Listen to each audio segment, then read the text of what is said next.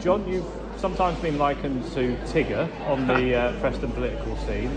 I assume that you're quite bouncy this afternoon. I mean, beyond our wildest dreams today. You know, actually, we're trying to figure out when have the Lib Dems ever had a better day in Preston to win 6 out of 16 wards, 5 of them gains is just exceptional, just brilliant. I'm over the moon. And what do you think has triggered that?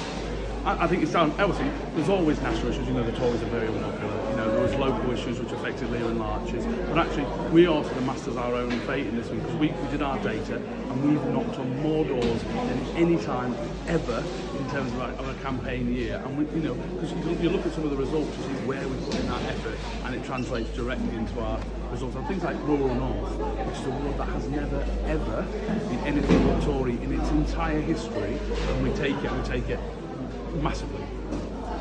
And you're now the official party of opposition in Preston. Tell Blog Preston readers, what does that mean?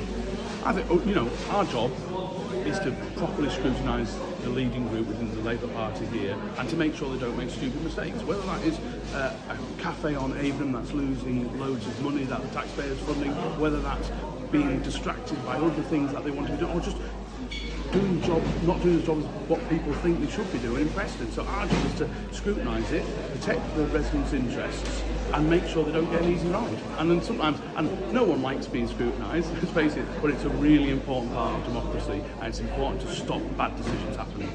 And some might say the Lib Dems are always quite opportunistic and very, very localised in their campaigning. We've had examples of these really personalised letters that have been going out into people's letterboxes. Can you tell us what the Preston Lib Dems actually stand for? Well, liberalism is all about freedom and choice, and being able to, whoever you are, whether you're born in Avenham or Catford or wherever, you have the same opportunities to succeed and thrive as anywhere else. Liberalism's been around for hundreds of years. This is not something new. We believe in the freedom of people to succeed and be their best selves. And what we want to do that is make sure that happens for all of Preston. Now, obviously this is a local election.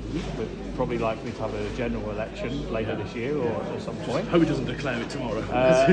What would you expect this kind of result to start translating into a general election, or do you think it's a very Preston thing? No, it's interesting though, because you think now the new Preston constituency has not a single Conservative councillor in it. And then the Lib Dems also won in all the northern suburbs. That's the new Ribble Valley seat.